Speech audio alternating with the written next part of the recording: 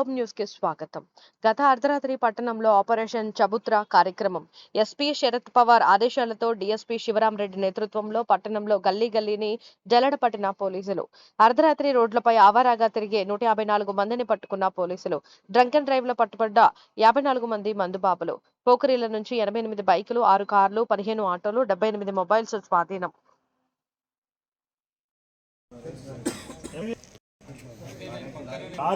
Lorry కొట్టి పక్కన side కొన్ని సైడ్ గ్రౌండ్ అబ్బాయి చనిపోయాడు. వాళ్ళ నాయనమ్మని తీసుకొని వస్తాడు.